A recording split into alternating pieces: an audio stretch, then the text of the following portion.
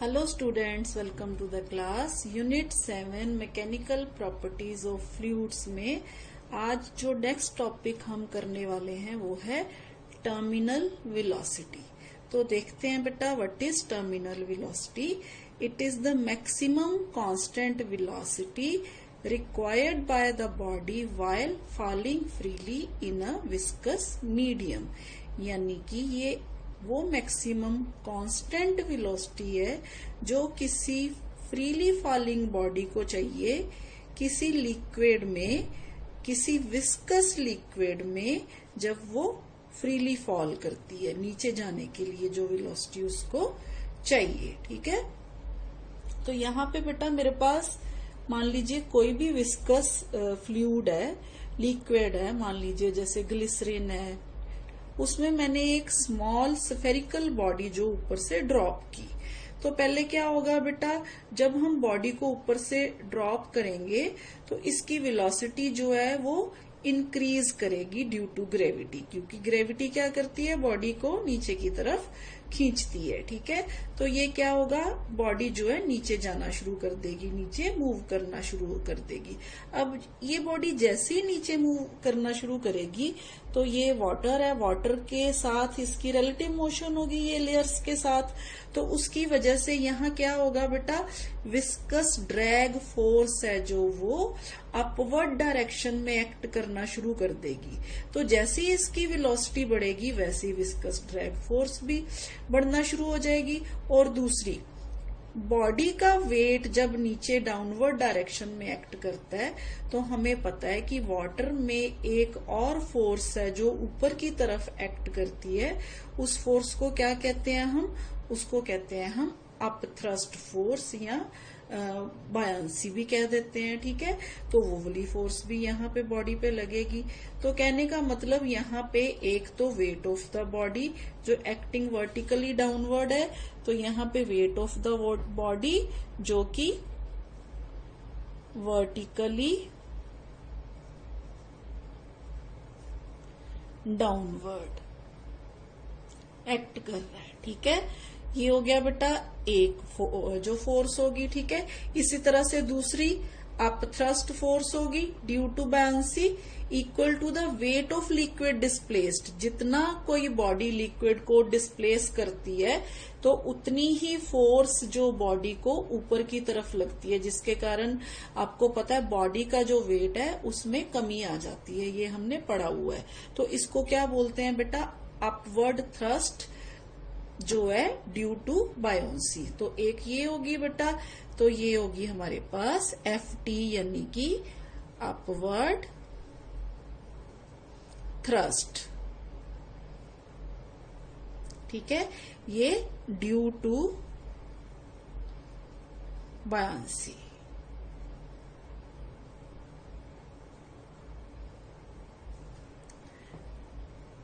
Okay बेटा, ये second force होगी हमारे पास, फर्स्ट ये होगी।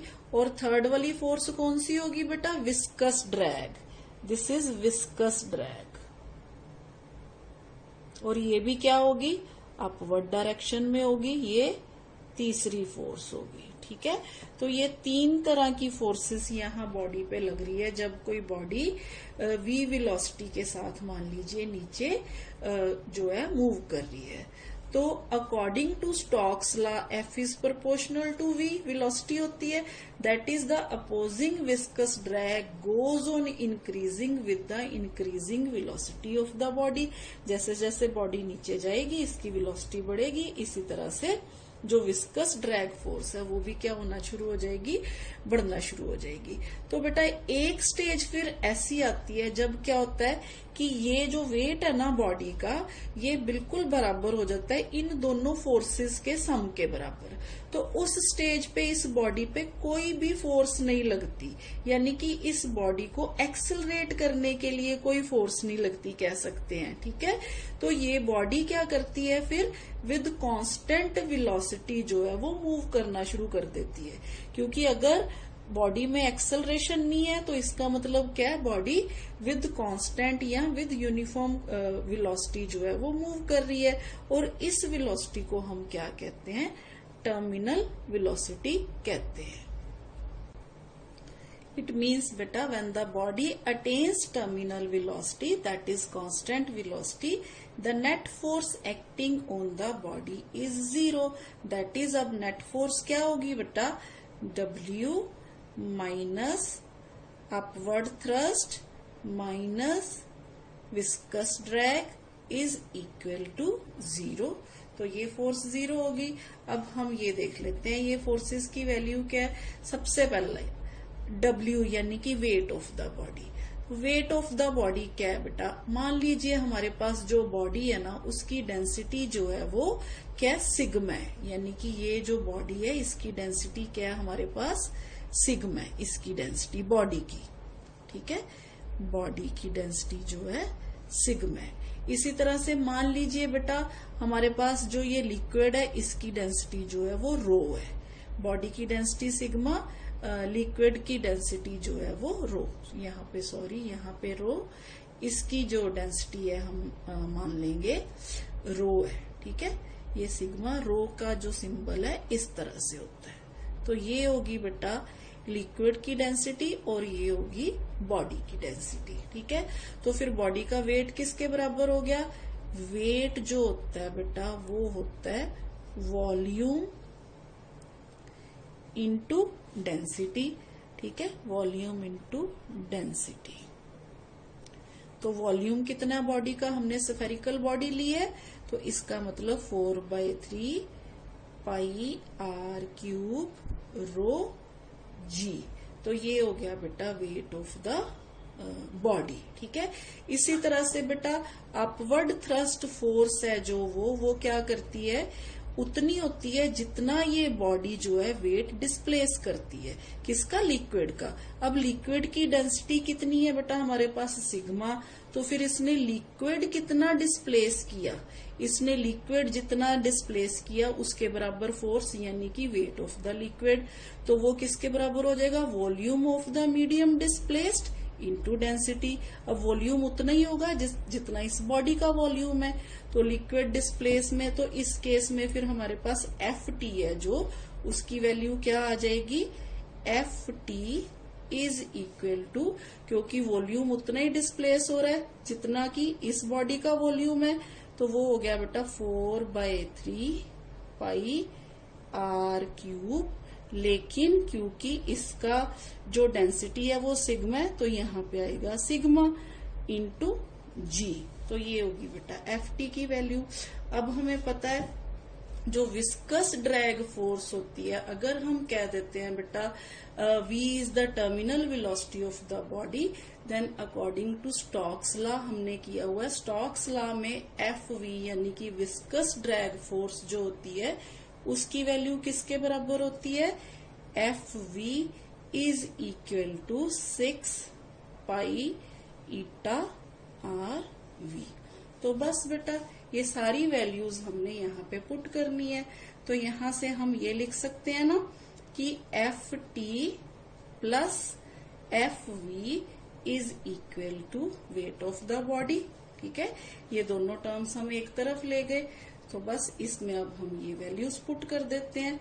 तो ये वैल्यू पुट करेंगे, ये हो गया हमारे पास 4/3 pi r cube sigma into g plus 6 pi eta r v is equal to 4/3 pi r cube rho into जी.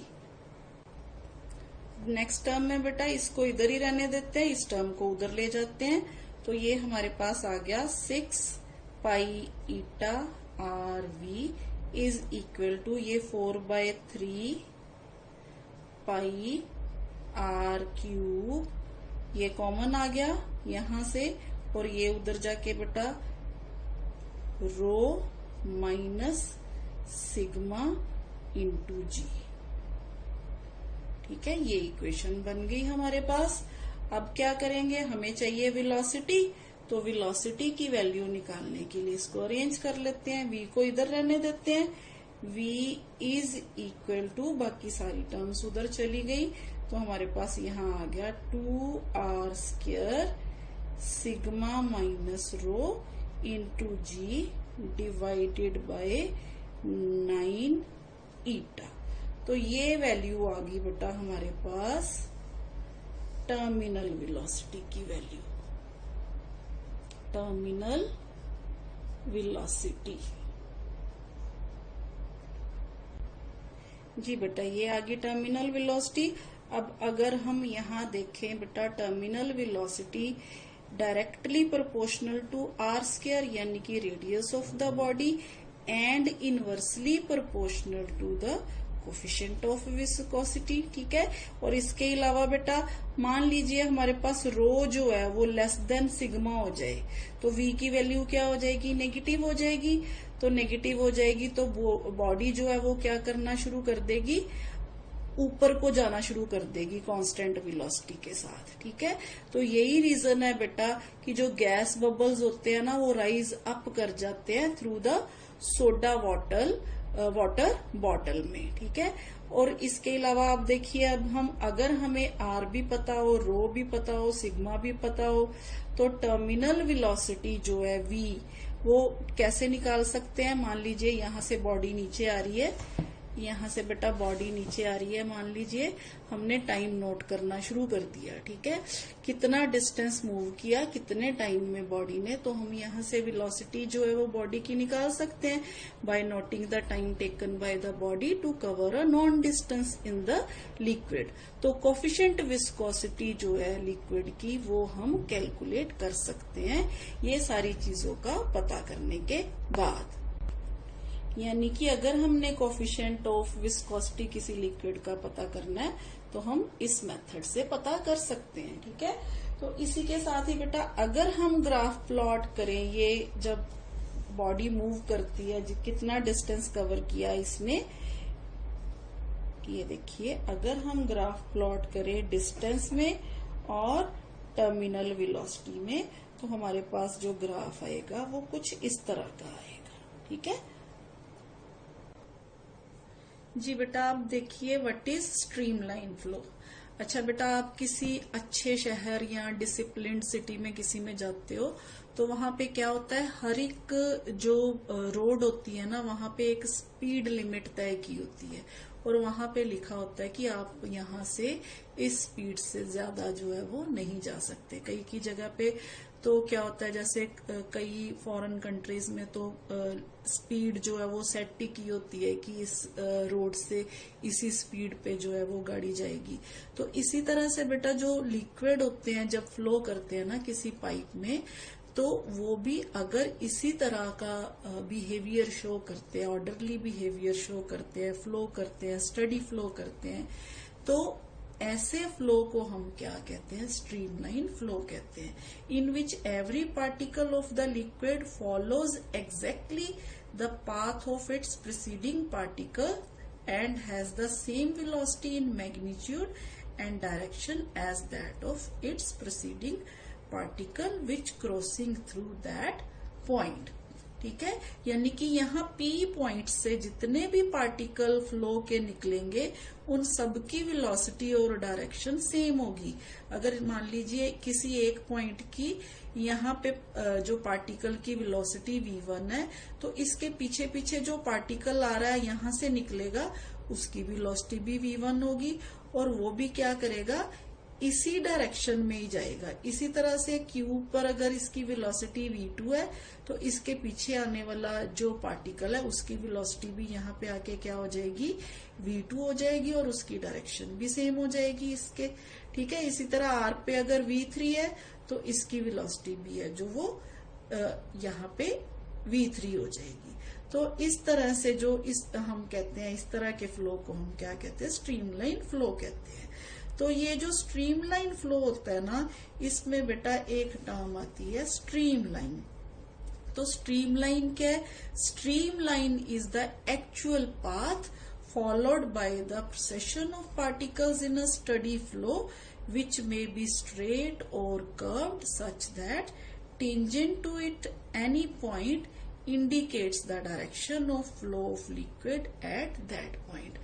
अब मान लीजिए अगर ये पाइप सीधी है, ठीक है, तो यहाँ से ये पार्टिकल इस वेलोसिटी से जा रहा है, ये पार्टिकल इस वेलोसिटी से, तो ये तो डायरेक्शन सीधी सीधी हो गई। ठीक है, तो यहाँ पे हम वेलोसिटी जो डायरेक्शन है पार्टिकल की, तो आसानी से हम पता कर सकते हैं कि इस डायरेक्शन में जा रहा है, तो ये डायरेक्शन है। अब अगर ये जो फ्लो है सीधी, ये स्ट्रेट पाइप में ना होके कर्व्ड पाइप में हो जाए, इस तरह से हो जाए या इस तरह से हो जाए, तो जो ये वाला फ्लो है या ये वाला फ्लो है, तो हम क्या करेंगे, किसी भी पॉइंट पे टेंजेंट ड्रॉ करके तो हम उसकी वेलोसिटी की जो डायरेक्शन है वो क्या कर सकते हैं, फाइंड आउट कर सकते हैं। ठीक है, तो फ्लो की डायरेक्शन पता करने के लिए हमें कर्व्ड पाथ पे किसी भी पॉइंट पे हमें क्या करना पड़ेगा, टेंजेंट ड्रॉ करना पड़ेगा। जी बेटा, स्ट्रीमलाइन के केस में ये इसकी एक इम्पॉर्टेंट प्रॉपर्टी है जो देखने वाली है, वो ये कि no two streamlines can cross each other. अभी हमने कहा ना कि अगर मान लीजिए लिक्विड कर्व्ड पाथ पे फ्लो कर रहा है, तो हम इसकी डायरेक्शन जो है वो टेंजेंट से ड्रॉ करते हैं। ठीक है, अब मान लीजिए लिक्विड ये दो स्ट्रीम लाइंस एक दूसरे को कट कर रही है इस तरह से, तो अगर हम यहाँ पे टेंजेंट ड्रॉ करेंगे, एक डायरेक्शन तो ये होगी, एक डायरेक्शन ये होगी, तो यहाँ तो फिर दो दो डायरेक्शंस होगी फ्लो की। तो फिर इसका मतलब क्या हुआ कि it will destroy the study nature of the liquid flow. फिर वो जो लिक्विड है वो स्ट्रीमलाइन या स्टडी फ्लो नहीं रहेगा। ठीक है, इसीलिए कोई भी दो स्ट्रीमलाइंस जो है वो एक दूसरे को क्रॉस नहीं कर सकती।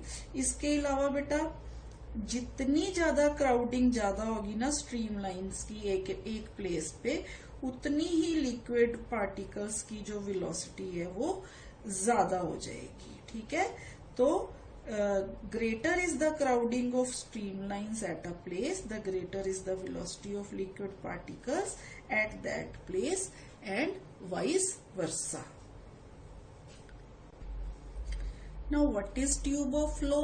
बेटा हमने कहा यहाँ पे एक क्रॉस सेक्शन से सारे पार्टिकल्स एक ही वेलोसिटी से निकलेंगे। ठीक है, अगर यहाँ से मान लीजिए v1 वेलोसिटी, यहाँ v2, यहाँ v3, तो फिर ये जो क्रॉस सेक्शनल एरिया होता है ना perpendicular to the flow of liquid, इसको हम कहते हैं बेटा ट्यूब ऑफ फ्लो।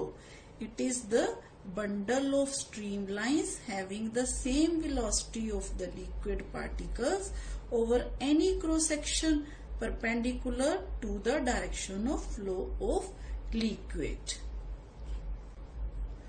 जी बेटा, अब देखते हैं व्हाट इज लैमिनार फ्लो। तो यहाँ पे बेटा मान लीजिए लिक्विड जो है flowing over a horizontal surface with a steady flow and moves in the form of layers of different velocities which do not mix with each other, then the flow of liquid is called laminar flow. यानी कि हमने viscosity में भी पढ़ा, मान लीजिए यहाँ पे एक हॉरिजॉन्टल सरफेस पे जो लिक्विड जो है फ्लो कर रहा है, तो जैसे जैसे लिक्विड जो है ये जो दीवारों के साथ जो यहाँ पे सरफेस के साथ वाली लेयर्स होती हैं, इनकी वेलोसिटी क्या होती है, बहुत कम होती है। जैसे जैसे यहाँ से दूर जाते हैं तो वेलोसिटीज जो है डिफरेंट लेयर्स की वो क्या होती जाती है, बढ़ती जाती है। तो इस तरह से ये वेलोसिटी जो एक कर्व में जो सेंटर में वेलोसिटी है वो सबसे ज्यादा हो गई, ठीक है, और जो साइड्स वाली वेलोसिटी है वो कम होगी। तो यहाँ पे बेटा इस तरह के जो फ्लो को हम क्या कहते हैं, लेमिनार फ्लो करते हैं। एक्चुअली होता क्या है बेटा, जब लिक्विड एंटर करता है यहाँ पे तो सेम एक ही वेलोसिटी से ऐसे एंटर करता है। तो यहाँ पे कंजर्वेशन प्रिंसिपल फॉलो होता है। देखिए अगर यहाँ से वेलोसिटी कम हो जाती है ना, तो यहाँ से क्या होती है, वेलोसिटी यहाँ पे बढ़ जाती है। तो मास कंजर्वेशन, वेलोसिटी यहाँ पे सारा ये जो है वो फॉलो होता है। बेटा कहने का मतलब ये है क्योंकि मास कंजर्वेशन को अश्योर करने के लिए यहाँ सेंटर में जो होता है वेलोसिटी जो है वो इंक्रीज हो जाती है, क्योंकि यहाँ पे क्या है, वेलोसिटी कम है पार्टिकल्स की, यहाँ पे भी वेलोसिटी कम है, तो इसलिए यहाँ पे वेलोसिटी क्या हो जाती है, मैक्सिमम हो जाती है, ताकि यहाँ हम कह सकते हैं कि जितना मास एंटर किया उसको वो लीव भी करना चाहिए। ठीक है, ये हम आगे जाके और डिटेल में पढ़ेंगे इसके बारे में। तो ये तो हो गया बेटा लेमिनार फ्लो। अब नेक्स्ट है बेटा हमारे पास व्हाट इज टर्बुलेंट फ्लो। तो नेक्स्ट इज टर्बुलेंट फ्लो।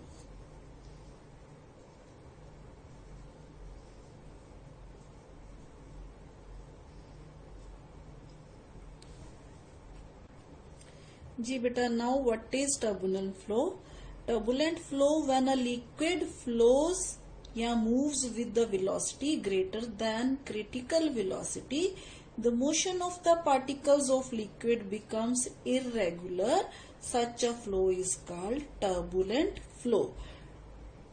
इसका मतलब क्या हुआ बेटा? क्रिटिकल वेलोसिटी क्या होता है? सबसे पहले तो क्रिटिकल वेलोसिटी वो वेलोसिटी होती है बेटा जिसके नीचे नीचे जो फ्लो होता है ना, क्रिटिकल वेलोसिटी से पहले पहले जो वेलोसिटी होती है, तो वहां पे फ्लो की जो होती है मान ले नेचर, वो या तो लेमिनार होता है या फिर वो क्या कहते हैं स्ट्रीम लाइन होता है। लेकिन एक खास वेलोसिटी से ज्यादा अगर वेलोसिटी बढ़ जाए पार्टिकल्स की, तो जो फ्लो होता है वो क्या हो जाता है? टर्बुलेंट हो जाता है। तो उस वेलोसिटी को हम क्या बोलते हैं? क्रिटिकल वेलोसिटी बोलते हैं। क्रिटिकल वेलोसिटी की अगर हम वैल्यू देखें तो क्रिटिकल वेलोसिटी की वैल्यू जो होती है वो होती है k eta divided by rho into r.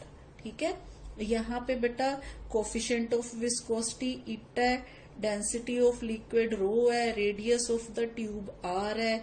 ठीक है, और जो k है यहाँ पे हमारे पास कांस्टेंट है, यानी कि डायमेंशनलेस कांस्टेंट है। तो क्रिटिकल वेलोसिटी की वैल्यू जो होती है k eta by rho into r. तो ये होगी बेटा हमारे पास क्रिटिकल वेलोसिटी। इससे ज्यादा अगर वेलोसिटी हो जाए पार्टिकल्स की, तो जो फ्लो है इस तरह से कभी इधर कभी इधर कभी इधर कभी इधर, पार्टिकल्स जो होते हैं वो डिफरेंट वेलोसिटीज के साथ इर्रेगुलर जो होते हैं वो मूव करना शुरू कर देते हैं। तो इसको हम बोलते हैं टर्बुलेंट फ्लो। तो एक्चुअली होता क्या बेटा, ये जो टर्बुलेंस होती है ना, it dissipates kinetic energy in the form of heat. जैसे बेटा जो कार्स होती हैं, रेसिंग कार्स एंड एरोप्लेन्स, तो उनको ऐसी स्ट्रक्चर दी जाती है, ऐसा डिजाइन दिया जाता है ताकि वो मिनिमम टर्बुलेंस करे।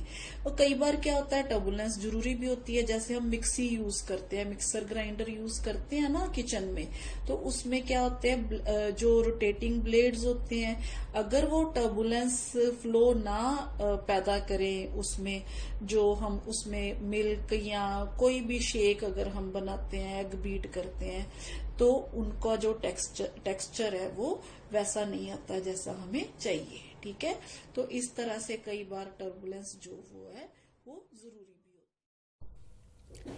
जी बेटा, इसी के साथ नेक्स्ट टर्म जो है वो है रेनॉल्ड्स नंबर। मान लीजिए हमारे पास कोई लिक्विड जो है नैरो पाइप में से फ्लो कर रहा है, जिसकी डायामीटर जो है वो d है, कोफिशिएंट ऑफ विस्कोसिटी लिक्विड की है जो ईटा है।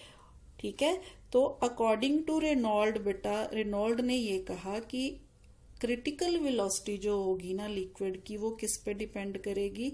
Coefficient of viscosity eta inversely proportional to density of the liquid and inversely proportional to the diameter of the tube. तो अगर अब हम इन सारी टर्म्स को मिला देते हैं तो हमारे पास critical velocity is equal to, proportionality हटा के हमने यहाँ पे कांस्टेंट लगा दिया, which is constant of proportionality called Reynolds number. तो यहाँ पे हमारे पास आ गया Vc is equal to r eta by rho d. तो रो आर जो है यहाँ पे रेनॉल्ड्स नंबर है जो डिसाइड करता है कि फ्लो कैसा है। 0 से 2000 वैल्यू अगर होगी रेनॉल्ड नंबर की, तो जो फ्लो होगा वो लेमिनार होगा। अबव 3000 होगी तो जो फ्लो है वो टर्बुलेंट होगा। अगर 2000 से 3000 के बीच में वैल्यू लाई करती है रेनॉल्ड नंबर की, तो जो फ्लो है ना लिक्विड का वो होगा अनस्टेबल। अनस्टेबल मीन्स कभी तो फ्लो लेमिनार, कभी टर्बुलेंट, उसके बीच में लाई करेगा। ठीक है, तो आज के लिए इतना ही बेटा। Thank you.